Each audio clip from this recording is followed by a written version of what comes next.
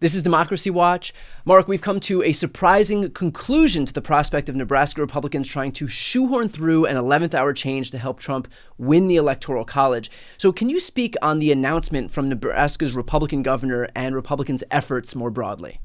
Yeah, Donald Trump lost. I mean, Donald Trump and his campaign had a way that they were going to try to rig these rules. You know, every day that we do these videos, we're talking one way or another about a set of rules that Donald Trump's trying to rig because he's not going to get enough votes, right? And so their latest plan was to get the state of Nebraska, which divides its electors, not winner take all, like 48 states do, right? 48 states in the District of Columbia, whoever gets the most votes for president, they get all of that state's electors. Nebraska and Maine have a different system. In Nebraska and Maine, it's done by congressional district. And Nebraska, too, the second congressional district, is a swing district. It votes sometimes Democratic, sometimes Republicans. And Donald Trump tried to get Nebraska to move to a winner-take-all system to prevent Kamala Harris from winning that electoral vote, and he failed. And so Nebraska is going to keep the same system. But I think what's especially important here to note is that when they had initially said that they were going to do this, they were looking at Maine, whose legislators came out and said, well, if Nebraska goes winner take all, we'll go winner take all. And so that would effectively cancel it out since Maine's second congressional district usually votes for the Republican. They voted for Trump in 2020. And so the Nebraskans basically stepped away from their effort. But then they just resurrected it because Maine's laws would take 90 days to take effect. And if it happened now, if Maine came back and called a special legislative session and passed this law now, it wouldn't take effect until after the Electoral College votes on this. And they knew that. So they just kind of kept their heads down and waited until it was too late for Maine to do anything to counteract this. And then they came forward and just basically tried to push forward this nefarious effort, knowing full well that while Maine might have counteracted it before, they wouldn't be able to counteract it this time. So I guess the question for you here is, what was your reaction to Republicans in Nebraska waiting until Maine could no longer counteract their change with a change of their own? The thing that I know you understand, everyone watches video needs to understand, is that Republicans will do anything to help Donald Trump. Like anything. Like they will try to throw out the votes of their own citizens, which we saw after 2020. So, of course, the Republicans in Nebraska were willing to go against the wishes of their constituents, against their prior statements, their prior tacit arrangements, what's probably, frankly, in the business interest of their states, because after all, having this swing district means more money comes into the state. The television stations make money. The people who put on events make more money, right? They're willing to sacrifice everything, every shred of integrity they have to help Donald Trump. So my reaction when they did it was to say, I wish people would stop thinking that Republicans have a principle that they will abide by if Donald Trump doesn't like it. Right. Perfectly put. Marc, do you believe that Maine then should switch to a winner-take-all system, knowing that Nebraska Republicans have now attempted to do winner-take-all on their end, but for one state senator, they would have actually succeeded? Meaning, there's nothing really stopping them from doing this in the future, and knowing how partisan, how politicized everything's become, that them going ahead and doing it is basically just an inevitability. Yeah. So look, I'm of two minds on this. And it in many respects reflects a lot of the conversations you and I have had on a lot of topics, including, for example, the Supreme Court.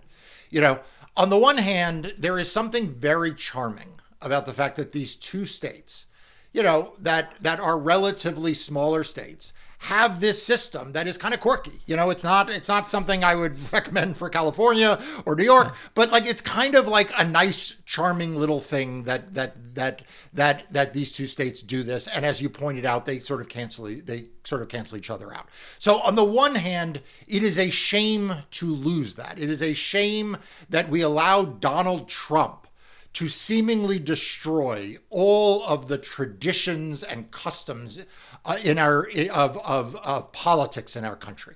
It is a shame that he has turned the U.S. Supreme Court into what it is. It is a shame that we have to now talk about the certification of election process as something other than the celebration of democracy. So on the one hand, I hate to see it, but on the other hand, I also have to be a realist and know that this is the Republican Party we have.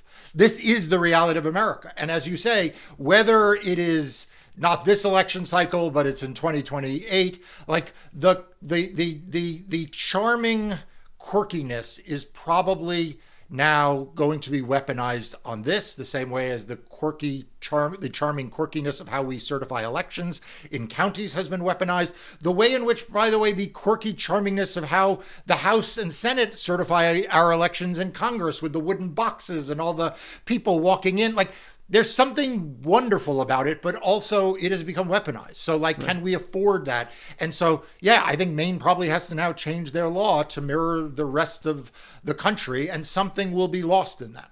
Right. I completely agree. You did mention the fact that Republicans are weaponizing the electoral system at every turn. I want to note to viewers watching right now that Marc and his team have been in the courts fighting back against these Republican efforts day in and day out. Marc, how many cases do you have in court in court right now?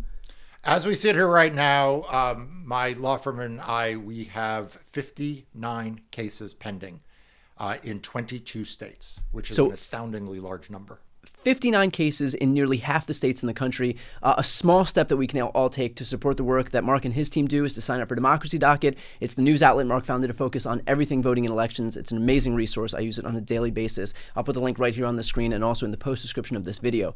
Marc, do you think that if Maine doesn't go winner take all, that they're effectively just handing Nebraska Republicans a win by allowing them to help Republicans in the next election? I mean, look, yeah, I think that it is regrettable to say that the people of Maine now need to look in the mirror and say, are we so attached to the benefits of our system that we are going to allow the Republicans in Nebraska to give future Republican candidates an advantage? And there's no question that those two things are tied, you know, and which is why, you know, you would think both states would keep and honor the traditions they have. But Nebraska has proven itself not a reliable ally in that. I mean, it is great that this didn't pass. But it didn't pass because of one single state senator. And if but for him, then we would be looking at a situation right now where all of a sudden, instead of having an electoral map where you just need Wisconsin, Michigan, and Pennsylvania, now if you have Wisconsin, Michigan, and Pennsylvania as a Democrat, you're all of a sudden not at 270, but at 269. Right. And it is the Republicans who made this a national issue. I mean, look no further than the fact that a United States senator from South Carolina flew to Nebraska for this, right? What the hell was Lindsey Graham doing? By the way, you would think Lindsey Graham would have learned his lesson from some of his ill-advised travel in 2020 on Donald Trump's behalf. With Georgia, was it? Lindsey Graham meddling in Georgia? Yeah. I mean, you know, it is an absolute disgrace that Lindsey Graham, a United States Senator from South Carolina, is flying to Nebraska to tell Nebraskans how to allocate these resources. But that's the world we live in. And so we cannot, as Democrats, as people who care about democracy, we cannot allow the other side to fight, you know, to fight with these tactics. And we unfortunately remain committed to, you know, traditions that the other side won't abide. Yeah, well, I guess it was probably a momentary relief for Lindsey Graham not to be nestled in the protective warmth of Trump's colon for as long as it took to get to Nebraska and back.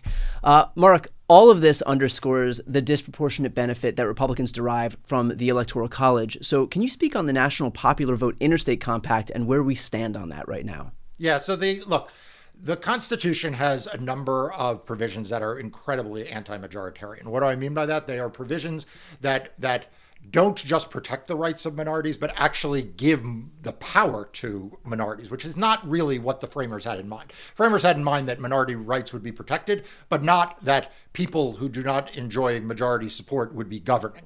So that is where we are. And it is true in the United States Senate, where if you add up all the people who vote for Democrats for United States Senate and all the people who vote for Republicans for United States Senate, there would be an overwhelmingly Democratic Senate. Instead, we are stuck in the 50-50. Because of gerrymandering, we see the same thing in state legislative chambers and in Congress.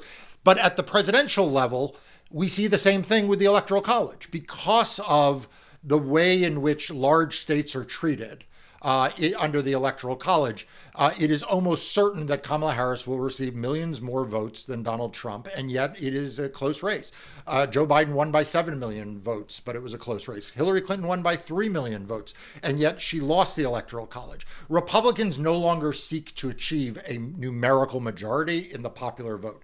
And so what we need is a fix to that. And there is a bill across states to say that the states will pledge their electors to whomever wins the popular vote nationally. So if Donald Trump wins the vote nationally and California is a member of the National Vote Compact, its electoral votes would go for Donald Trump. And likewise, if Kamala Harris wins the popular vote and pick a state, Texas is in the Interstate Compact, they are not, then they would pledge their votes for Kamala Harris. So in other words, the states would all agree to do this. There is a threshold number that they have to get to before it binds any state. So states enter this agreement, but until they can control a majority of the electors, it doesn't take effect. But it is the only practical way right now to address this anti-majoritarianism that is present in the Republican Party and the Electoral College. And at this point, what's the likelihood of the National Popular Vote Interstate Compact actually garnering enough support to actually pass? Look, a lot of the, I'll say, easy states to join have already joined. So, there are a handful still that I think the prospects are high. But to really get there, what you're going to need is one of two things. So number one, you either need the Republican Party to change its thinking. That is not going to happen. Okay. But, we put it on the table.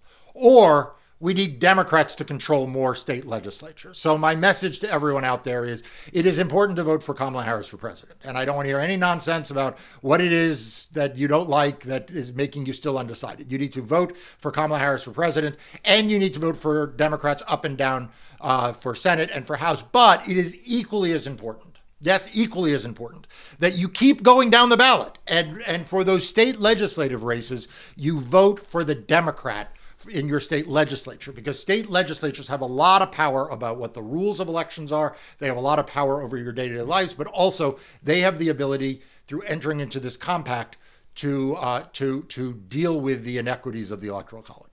Perfectly put. We will, of course, stay on this issue, and especially in the aftermath of the election, once we see what how the election shakes out in terms of state legislatures, we will also stay on the issue of the National Popular Vote Interstate Compact.